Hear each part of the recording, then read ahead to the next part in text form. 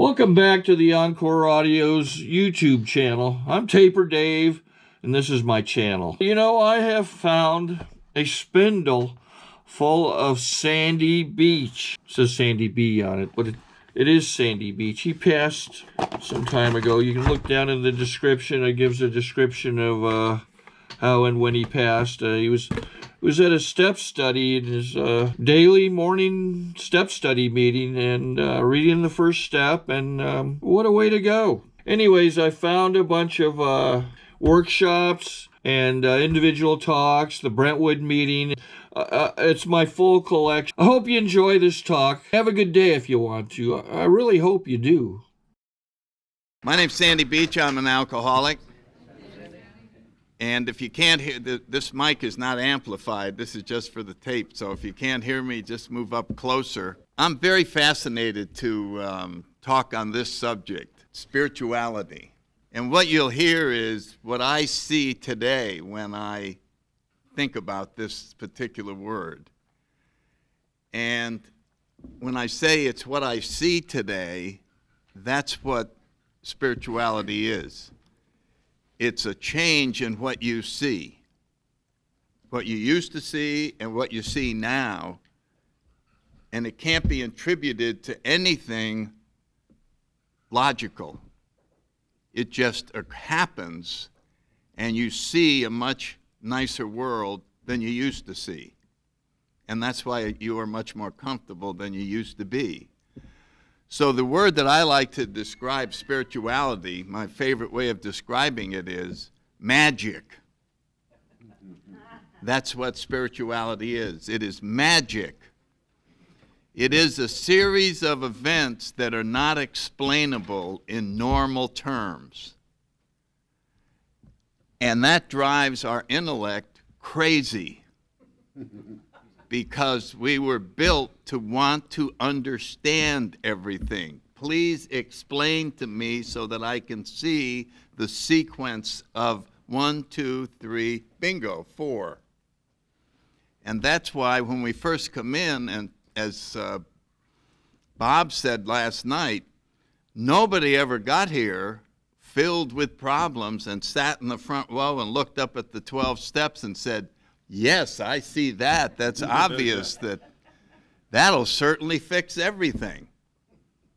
So you can see that we have to make a disconnect from our traditional way of thinking about things and put that aside and move over into what I call the spiritual world. Bill calls it the spiritual realm, the world of the spirit, whatever you want to call it. It's the world of the magic or the unexplainable. The results are there. You see them in front of your eyes, but there's no way to explain it in any traditional way. And so, since it's not explainable, how can you talk about it? You follow what I'm saying? So it becomes a very difficult thing. So as you try to explain to your friends or your family what happened to you, which they can see, they go, God, Mary, what happened to you? You just look younger, you look happy. What happened to you? Oh, I started going to AA. Well, what do you do there? You must work out, or do you have a new diet, or what do you do there? Explain to me so that I can understand how this amazing change took place in you. So now you attempt to explain to them. Oh, it's real simple. We go to meetings. Well, what's a meeting? Oh, it's a group of people. They're sitting around, and a leader will come up with a topic like maybe resentment. And then we each go around the room and share some of our thoughts on resentment, and then we say the Lord's Prayer and go home. Do you see? And they go, what? There's no way that causes what happened to you, but it did. It did cause it. And so it's very difficult to shut down our old way of thinking, which is to try to understand things and to try to explain them. And so making the transition from the material world to the spiritual world is not easy. It's a whole different vocabulary. So when Bill says catapulted into the fourth dimension of existence, we go, oh yeah. I mean, where is the catapult? I was on aircraft carriers. I knew where the catapult was. And it worked off of steam pressure. What does this work off of? And what is the fourth dimension of existence? It sounds cool. It sounds wonderful.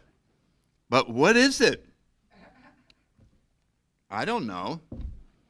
I could make the case that back in our drinking days, as drink number 3.5 kicked in, we were catapulted in to the fourth dimension of existence, which we loved. Yeah. What happened? Everything looked different. That's the only thing that happened. We suddenly took another look around that crappy, dingy bar with those boring, threatening people and saw our best friends.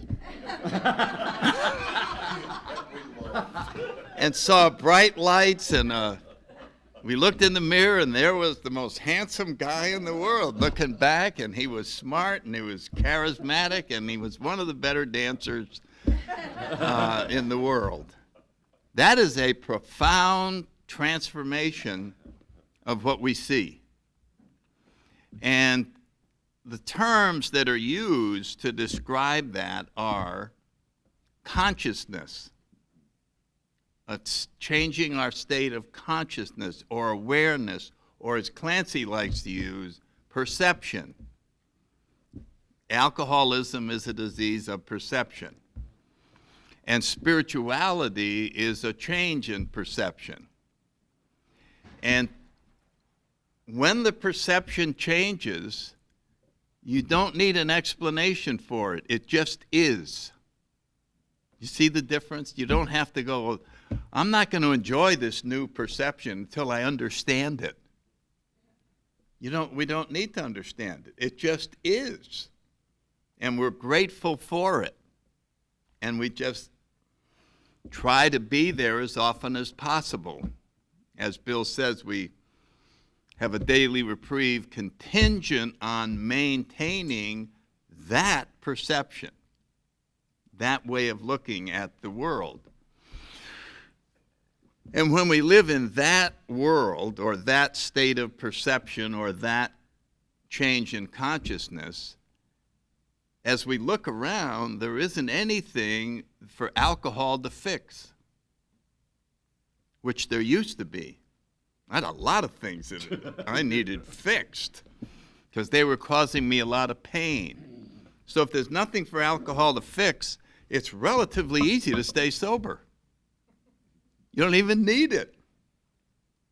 And that's what spiritual sobriety is. There's on the wagon sobriety, which requires willpower, and it's a big sacrifice, and you grit your teeth, and somehow I'm going to not drink.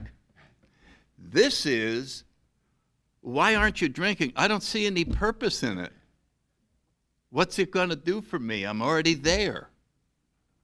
I'm comfortable. I'm happy. I don't need to even think about drinking. That's called freedom from alcohol. Freedom. And it's not learned. It's not here. It's magic. It just happens. It just happens. And so when I look at everybody after they've been around a while suddenly gets interested in AA history, and you say, how the hell did all this get here now that it's done all this for me? But in the beginning, I had no interest whatsoever. I was a $75 train ride away from being able to meet Bill Wilson. I'm in Washington, he's in New York. Some of my friends are going up every year to the Bill Wilson dinner. And they go, don't you want to go? And I remember saying to myself, why? Why? I barely have enough money. And they were going, he's going to die someday. You're going to really regret you didn't meet him. Why? Is he going to loan me money? I got a lot of problems. I got these kids. Why? Why would that be important? You see what I'm saying? And then I go, oh my God, do you know what I'd give today to have his autograph or a picture or something like that? Because I couldn't appreciate the significance of it. But if you're new, there will come a time when suddenly you're really digging into AA Comes of Age and Pass It On, and Ernest Kurtz's, that's the best history book we got, is Not God. And you'll be going in to get every little detail of how the heck did this happen? How did there suddenly appear all around the planet hundreds, maybe 200,000 AA groups? How did it get translated in all these languages? How could all this happen? What government agency was in charge of this monstrous thing? How did it get all over there? And you go, well, a couple guys were sitting around. What? Yeah, they were sitting around, and then they started talking, and then they said, well, we'll go over here, we'll go over there. And then it just grew out there. It did? So then I wanted to read about it. So as I read about it, the reason I'm bringing this up is I tried to look back, and you'll find yourself doing this. And as you talk to old-timers, that you'll find that they don't agree. I don't agree with what I used to think was, was the moment when the magic happened. What was the actual birth of this awakening, of this transformation? And generally, people will narrow it down to three things. The day Ebby came to see Bill, and he looked and could not understand how his friend looked so well. That's what really overpowered him. And then when Ebby said, choose your own conception of God, reducing Bill's resistance to all of this, or his spiritual awakening in the hospital, or the moment in the Mayflower Hotel when and I could make a case for any one of those three, and I think I could get people in this room to agree with, as I picked one. And I settled on the spiritual experience in the hospital as what I would call the big bang of AA. And the reason I say that is contained in a moment. This experience is just, and in that moment came complete freedom from alcohol and a vision and commitment to share that experience with every alcoholic in the world. That's a pretty big thing to happen while you're in detox. You follow what I'm saying? And we're very fortunate that Dr. Silkworth didn't make fun of it and tell him to take a few more of these pills and it'll go away, but rather he saw something that he believed had really happened, and he told Bill to believe in it, to go with it. And from that moment, he started bringing alcoholics into his house. They had no money. And Lois went along with him. And he's living by hand to mouth from AA members. They're loaning him a car. Well, why don't you stay in this guy's house for a few months? And why don't you stay here? And he never lost this vision and the power to carry it out of carrying that awakening message to every alcoholic in the world. Now that is a huge commitment to suddenly appear out of nowhere with nothing in it. There's nothing there about getting wealthy or getting comfortable or anything. It was boom. And out of that raw energy came everything else. And we just watch as it unfolds. And this energy is passed on to the next person and the next person. And as that transformation, which Dr. Young, a profound personality change, an entire psychic change, as each individual along the path had the entire psychic change happen to them, they couldn't stop from wanting to pass it on. It's part of the explosion, this magic that we're talking about. And my hero, Chuck Chamberlain, when they asked him, Chuck, you're out every day, you're just totally committed, you never stop, you're nonstop. What is it all about? And he said, I do it for fun and for free. That was the entire thing. I do it for fun and for free. Nobody had to tell him, hey, Chuck, you know you're responsible for carrying this message. It was there.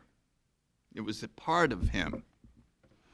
And so when we come in, when I sponsor guys, I sit them down and I said, I am going to show you how to have an awakening, and you're going to see a whole different world than you see now. And if you get anything less than that, I've cheated you out of what's here in Alcoholics Anonymous. And so, how does that happen? How does this happen? Well, first, we have to be driven to a point where we're willing to surrender our own better judgment about what we should do next. Now, to get a human being to give up, like, who knows better what's best for me? Me.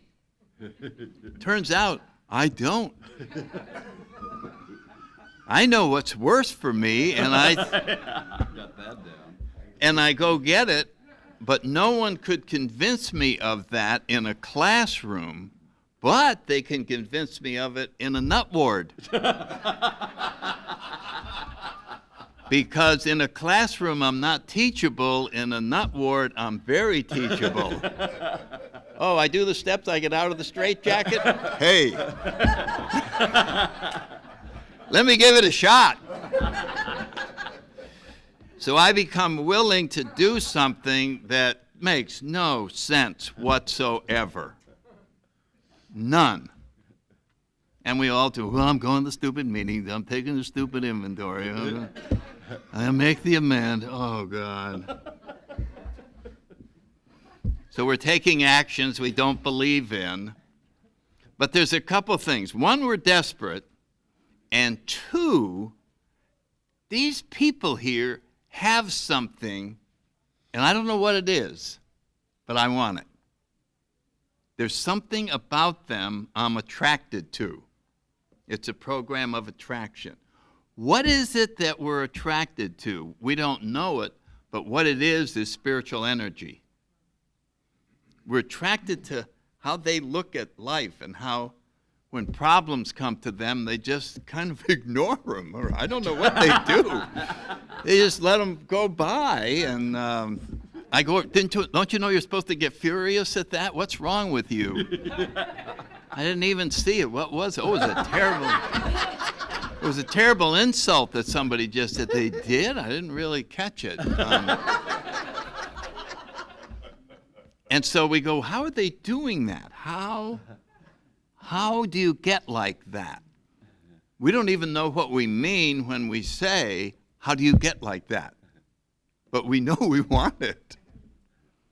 And so you can see there's something that this person has that part of me is relating to, and the part of me that's relating to it isn't my mind.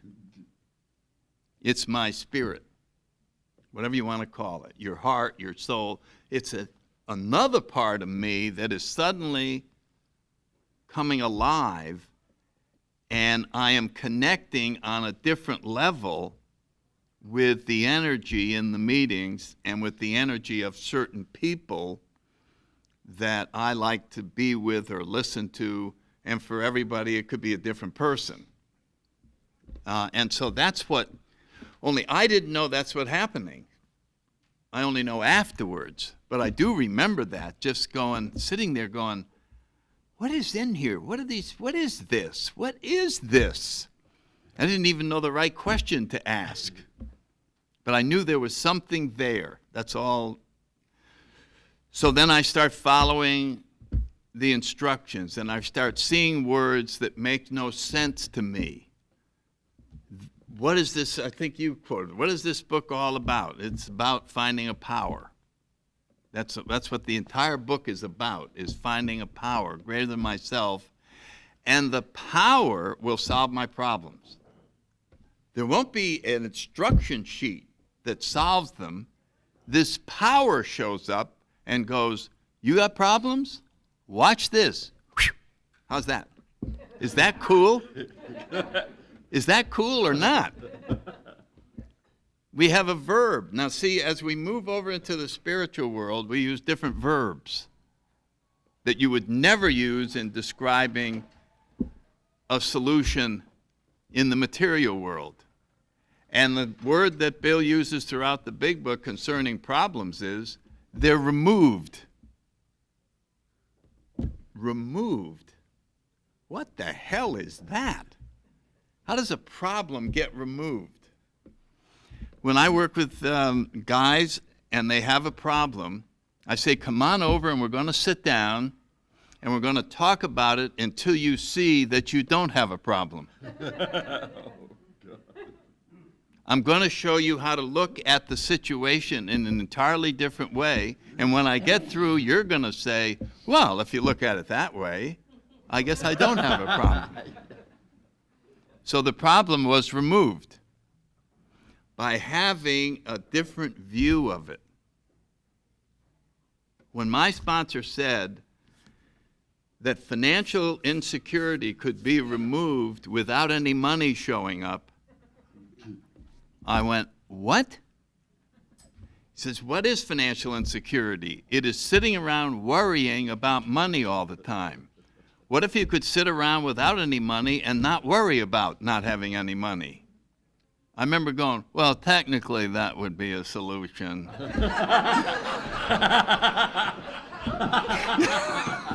Technically, that would be a solution. What is the problem? I worry about not having enough money. What if you weren't worrying about not having enough money? Oh.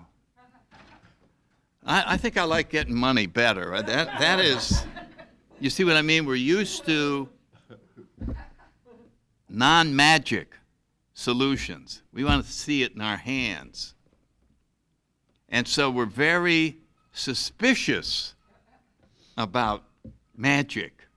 Oh yeah, maybe I did stop thinking about drinking and it's kind of a miracle, but that's it. When I would say for the first 25 or 30 years that I was in AA, when I finished the AA meeting, as I started out the door, I would say, well, time to go back to the real world. Now, as I come to the door to come into the AA meeting, I go, well, it's time to go into the real world. That's an amazing transformation. This, the magic world, is the real world.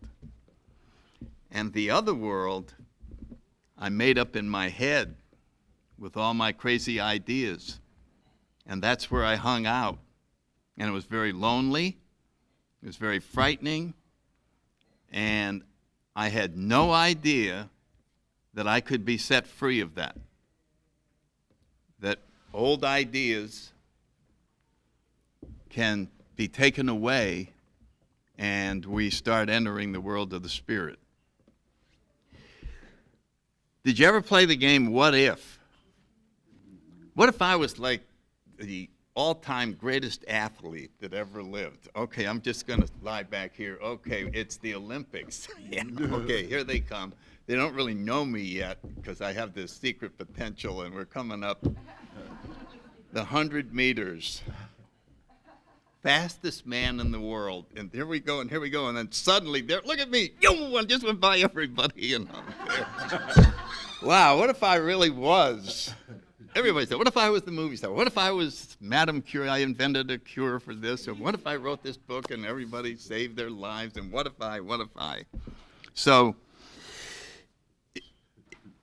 if you'll join me this morning and we'll play 2 what-if games that will get you spiritual. How do you like that? What if...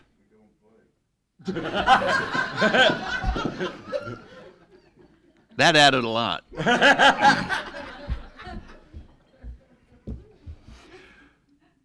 What if, right now, you forgave every mean and unfair thing that was ever said to you or ever happened to you in your life? Everything. Every awful thing that ever happened. What if you just forgave it all? Gone. What would be left? There wouldn't be really much left inside of there. We carry that stuff around, and it weighs a lot. It's very heavy. The injuries that we've received. You get very spiritual in a hurry when that's gone. So play what if I've forgiven everything that ever happened. And the second what if what if every idea I have about me, the world, the universe, and everybody in it is wrong? Every single idea that I have about everything is wrong. What if it's wrong? Do you know how great that would be? You're really not a piece of crap? People really aren't mean? The world really isn't unfair? Do you realize that just getting rid of everything that we know and think about things would make us totally spiritual? Because as we say to ourselves, oh, if I got rid of everything, forgave everything, and got rid of every idea that I have, I would be nothing. As Bill says in the 12 and 12 in step 3, I'd be the hole in the donut. There would be no such thing as me. That's what we're trying to achieve. There's no such thing as me. There's only God operating through me. You see how different that looks? There's only God operating through me. And so if, just for example purposes, behind here was a mural, and it's your life, and it started, there you are in the crib, and here you are in grammar school, so here's this mural of your entire life up there. We would realize that my role in that mural was the brush. The brush. That's the part that I played in the creation of that mural. God had the brush in his hand and painted the picture. Wow, that means, what's my role here? Do you see that? It's like, well, when do I get to do something? When am I? When do I? And you don't. We just think we do. We just think it's our job to control everything. And we can't, so we keep trying harder. After all, it's me. I was told when I was a little boy growing up, let me explain life to you. But that's in that world out there, okay? Don't forget, we came in here. In that world out there, you're told it's your life. Nobody else can live it for you. If you're going to make something out of you, you have to do it. No one else is going to study. No one else is going to go to school. No one else is going to make anything. It's up to you, you, you. So then you go, okay. And then we come in here and they say, what'd they tell you? Oh, they told me it's up to me to make. Oh, no, sorry, that's wrong. Who told you that, by the way? Oh, no, that's, oh, who told you? Oh, that's too bad they told you that. Oh, my God, that's too bad. No, it's not your life. It's God's life. What you're supposed to do is get out of the way and let him make something out of you. How's that plan? You just allow him to make something out of you. That's pretty cool, isn't it? It is, and it would be wonderful, except what do I get to do? And that's our ego coming back in. Yes, I understand that if I totally relied on God, I would be very happy and have peace all the time. But I think I'd like to screw around a little bit myself in this and see if I can improve on that.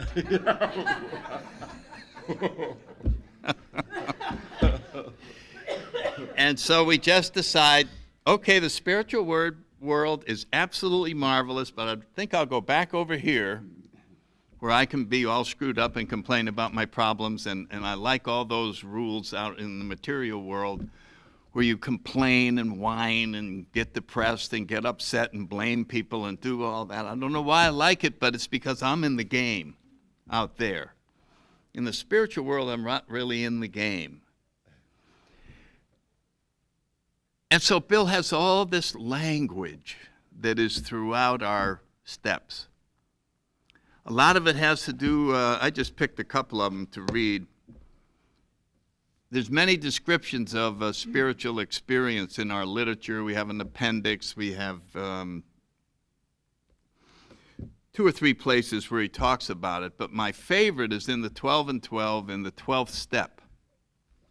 And right after he says, having had a spiritual awakening. And this is what he says. He's trying to explain, what is this awakening? And he says, the man who had an awakening, the woman who had an awakening, has been granted a gift which amounts to a new state of consciousness and being. Holy cow. Here's the gift, is an entirely new state of consciousness and being. In a very real sense, he's been transformed because he has laid hold of a source of strength which in one way or another he had hitherto denied himself. How do we deny ourselves of this incredible spiritual strength? By doing it ourselves. Oh yeah, I know, I could call God and I could call my sponsor and get some help. I'm going to do this one using my old little brain here. I'm going to think this one through myself and go ahead. What he has is a free gift that, at least in small part, he has made himself ready to receive. So the 12 steps are how we make ourselves ready to have this transformation take place. I used to like to use the analogy making myself ready to receive this gift as if you live out in the country, you have to put a mailbox out by the street. It has to be a certain height. It has to be on this side of the street or that side of the street. If you have mail to go, you put the flag up, and, you know, there's a whole set of rules that come from the post office if you want to receive mail.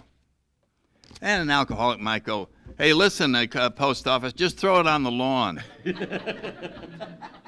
I don't want to put the post box up. I don't want to do that. It's too damn much work. Why the hell should I have to put it up there? You're the guys. You got the mail. Put it up. Just throw it on the lawn, okay?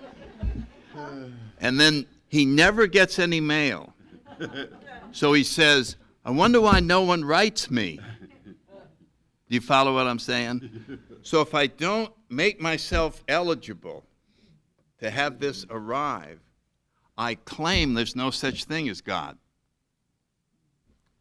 He never brought me any mail. I didn't go through the steps in order to become eligible. What I'm really doing is getting me out of the way enough so that this transformation can take place. And the transformation is very much like a mirror is after you take a shower. You're there, but you can't really see you. You know what I'm saying? Because it's all clouded up. So God is there. We just can't see him. And he's been there all along. But our character defects have just made this huge cloud so that we can't see what is already part of us, and it's been there since the day we were born, and we can't get in touch with it. And since we can't see it, we get the sense it's not there. And that's what Chuck Chamberlain called conscious separation from God and from our fellow man. And most of us had it from childhood. In my story, I talk about my sister and I and my mother and father. I sat at the table. There was the three of them, and then there was me. And I was separate from them. I don't know what that meant, but I was. They were there, and I was separate. And as life went along, there was all the other kids in my class, and then there was me. Them and me. And pretty soon it was the whole world. There's the whole world, and then there's me.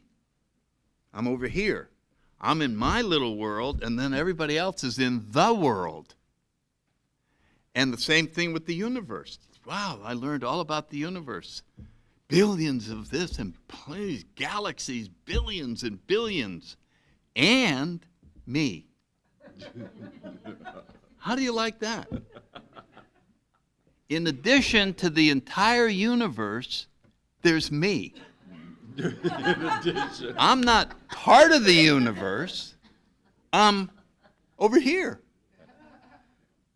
How could you be separate from the whole universe and actually live there? It's real simple. You make up a story that you live separate from the universe and fall for it.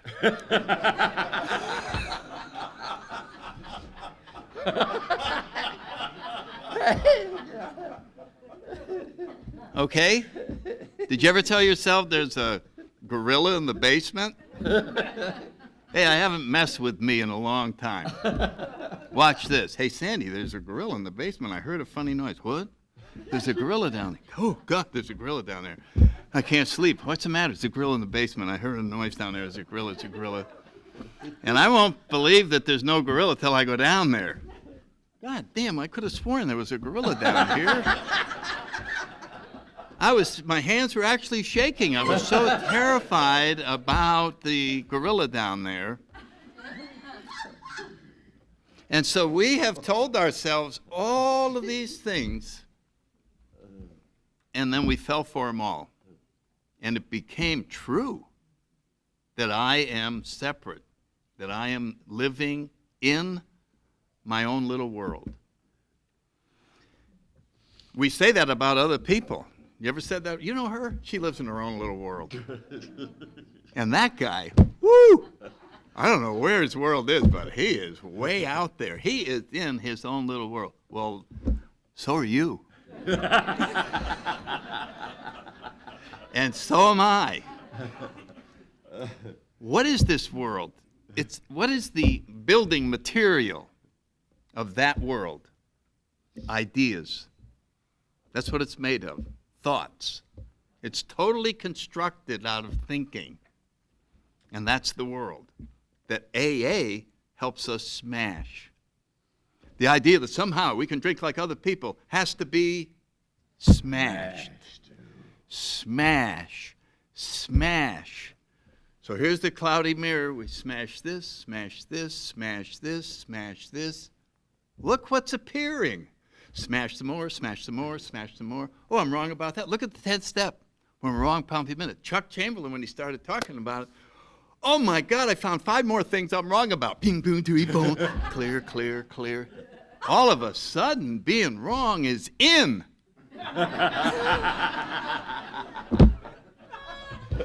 Instead of bragging with the guys at lunch about all the accomplishments of the week, God, you won't believe how many times I screwed up this week. I had to make an amend to this. I lost my temper here. Blah, blah, blah, blah. Oh, you think you screwed up? Oh, you have to outdo the other guy. Oh, I screwed up much more than that. I'm a much bigger jerk than you are. And we're absolutely delighting in being wrong because we know everything that we throw away that's wrong, we're free of it. We're free of it. So we've wiped away some more of the mirror, more of the mirror, more of the mirror. All of it is magic. My favorite place to read about magic is in the promises. And when you look at those, you have to really look at the verbs. Okay? You remember how it starts out? Before we're halfway through, we will be amazed. Remember that? We'll be amazed before we're... So it's almost like a magician's going to come up here. Ladies and gentlemen, you will be amazed at what I'm about to do tonight. We're approaching these promises. You're going to be amazed before you even get halfway there. How's that for pretty powerful stuff? So look at, I just picked out some of the verbs that are in there.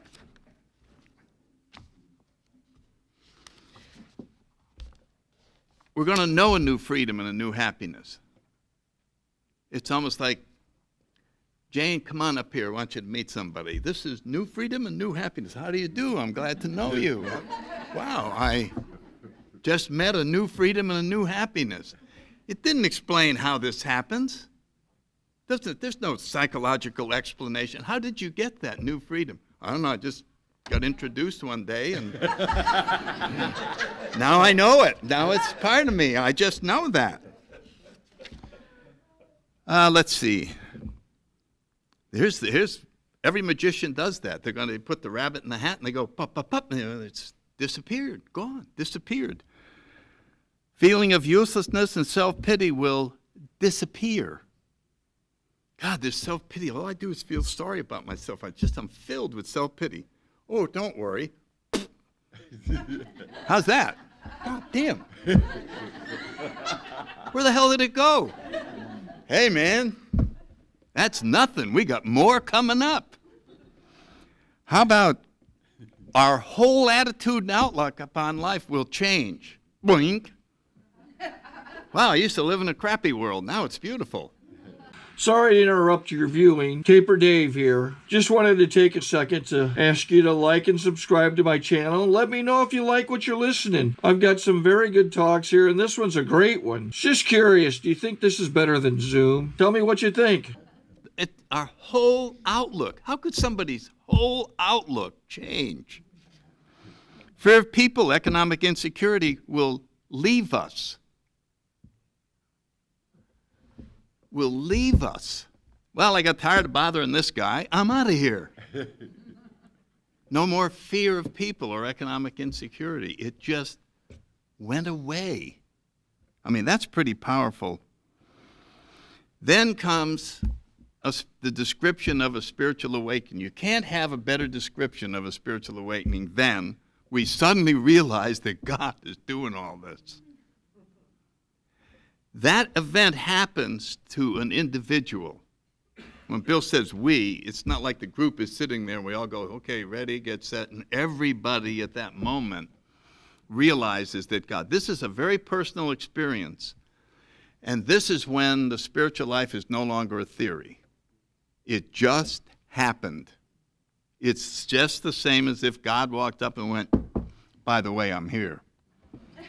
There's something that happens inside, and we realize, my God, all of this stuff that's happening really is God inside of me working all this magic. Then it says, are these extravagant promises? And we say we think not. Now, if I were trying to make a list of extravagant promises, it would be hard to top these. I mean, if I said to you, okay, you're going to work these steps, especially when you go make all those amends, and when you do, you will be taken to Mars, where you will meet Gandhi and have lunch with him. And then when we get through lunch with Gandhi, we're going to take you back in time to the dinosaurs. We're going to let you watch them for a couple hours, and then we're going to bring you back here, and you're going to have perfect health. Do you think those are extravagant promises? I think you'd go. I don't think you'd be saying, we think not. You'd be saying, what? And yet after we have this list of unbelievable miracles, we go, are these extravagant promises? And we say, we think not. Why aren't they extravagant? Because we're not doing them. This is not extravagant for God. This is ho-hum. This is there. I just turned this person into a happy person. And I did it because they sought me. God could and would if he were sought. So as we become seekers, God reveals himself to us. As we draw near, God reveals himself to us. So we have some legwork to do in order to have this happen. Sometimes quickly, sometimes slowly. And then the next sentence reminds me of Starship Enterprise. Beam me up, Scotty, and then you go over to the tube. You remember that? And there's nothing in it, and then and the captain materializes. How do the promises come? They will always materialize if we work for them. Now, do you see the verbs in there? They're all magic verbs. And so we got to see the magic.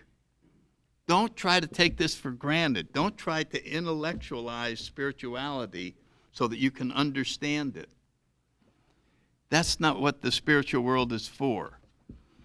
In the final analysis, God will always remain a mystery. And probably the universe will always remain a mystery. They're right on the edge.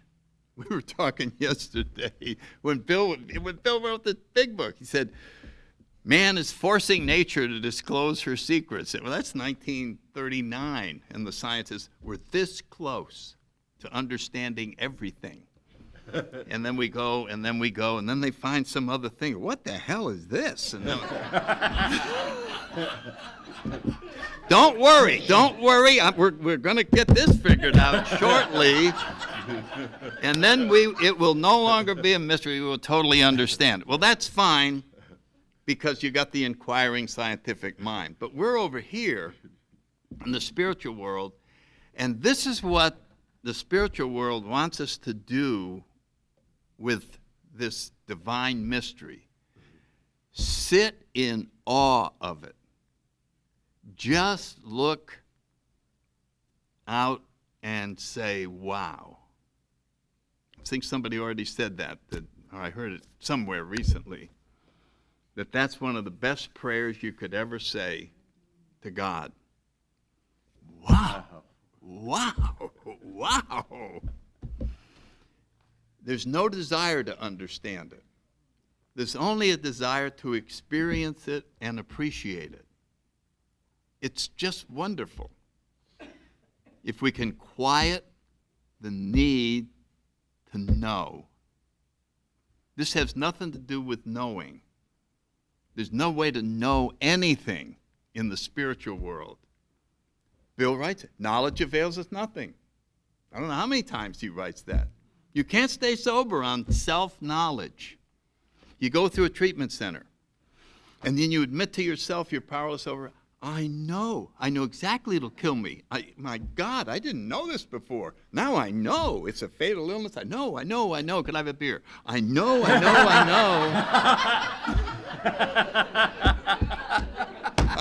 know. And I'm drunk. What good does knowing anything do? It doesn't. So there's nothing to know. But there's a lot to experience. There's a lot to just allow to happen. So if you want to take all the steps, it says it's a program of action, and reduce it down to what is the action? What's the major? I'm ready to go. I got my sleeves rolled up. What do you want me to do? Let go. All right? Okay, but letting go, that's all you do is that. I want to get into the action. That is the action. What? Do you know how hard it is to let go? We got a death grip on different parts of our life. You want to let go of the financial area of your life? Part of it.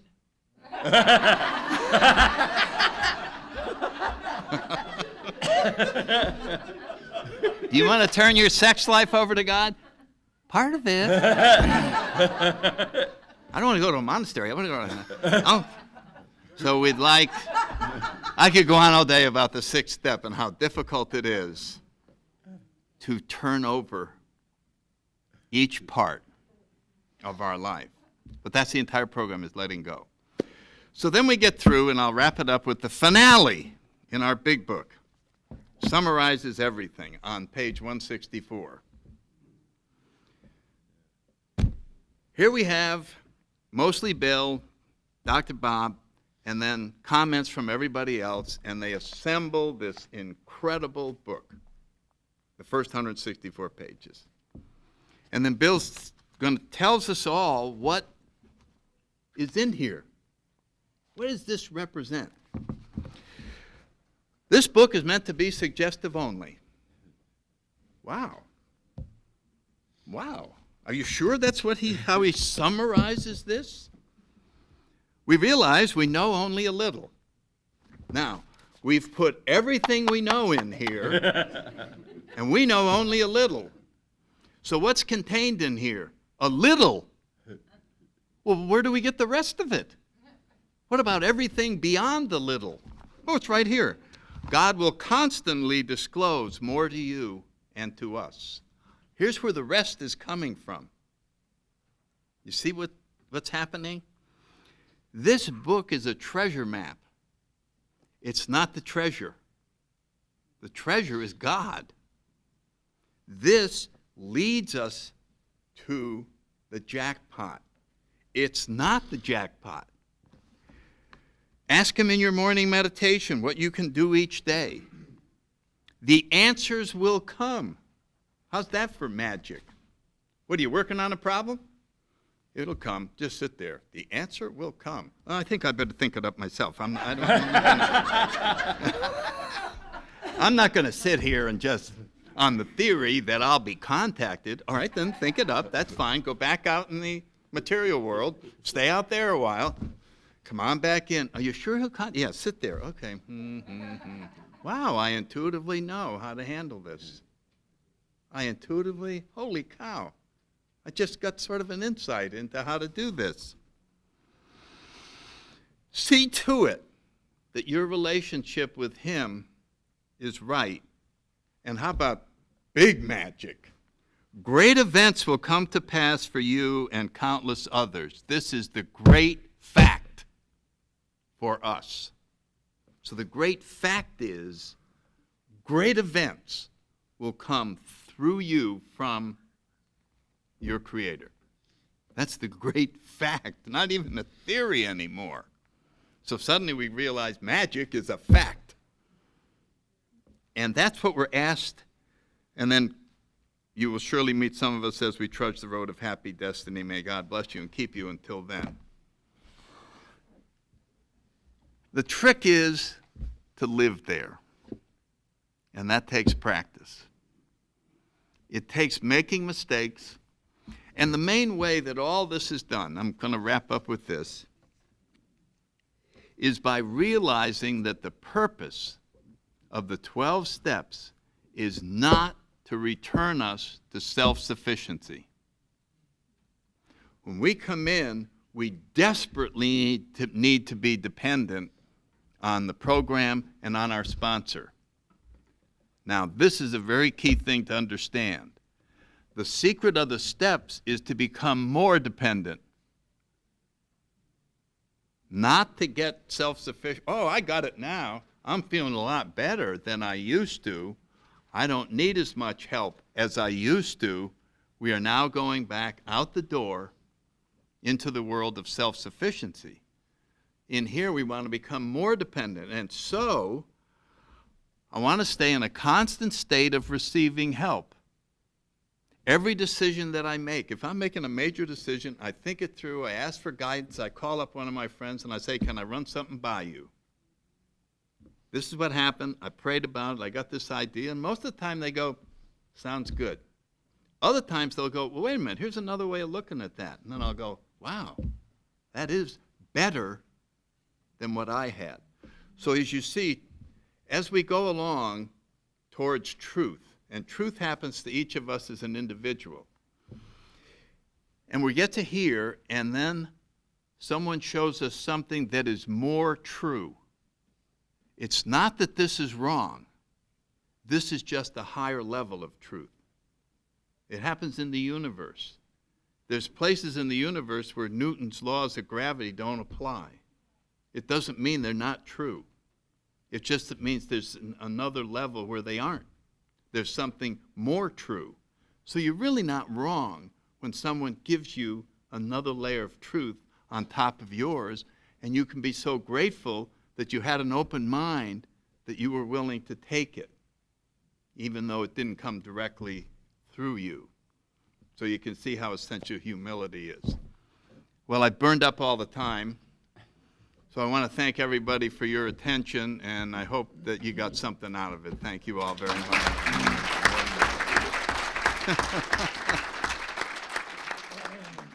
I think we got a great talk going on here. Thanks for watching the channel. Taper Dave here. Just curious, do you think this is better than Zoom?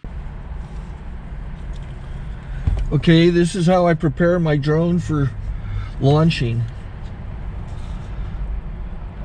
I like to do it inside the cab of my truck so I'm not standing outside in the weather.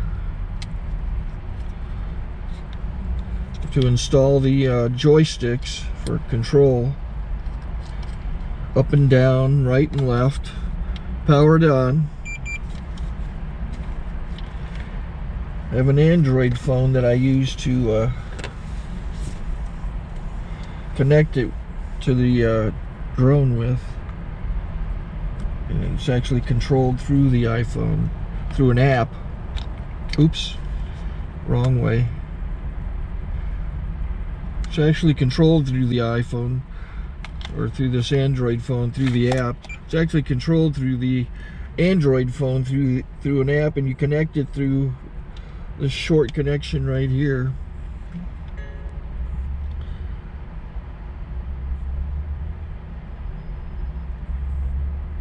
Remote control connected. Remote control's connected. So I pull out the drone. I have to extend the legs. Long legs extended first, then the short legs. Remove the gimbal protector.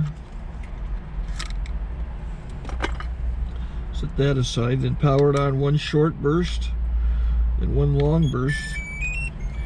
I lay it down. So I have to go to calibrate. So the drone's not connected yet. It shows you here as this drone gets disconnected, even though the remote's powered on. So the drone has to establish it's connected. So I go into the app to calibration mode. First I'll calibrate the remote controller. Start calibration. Out, in, oop, out, in, up, down, and then this little wheel is to control the gimbal. So it's calibrated. Go to gimbal calibration, start calibration, and then it calibrates the gimbal. I don't know if that shows up. The gimbal's moving all over the place. Changes, you can see it on the video. And I'm calibrated to take off. It's acquired 7 satellites at the moment. There are 26 satellites up in the sky, which it has to acquire before you can take off. So it's connected. It's got enough satellites. This is white. I can go to press this little arrow button, swipe right to take off, and it would start the motors if I slid this to the right, but I'll wait till I get outside. Don't want to do it inside.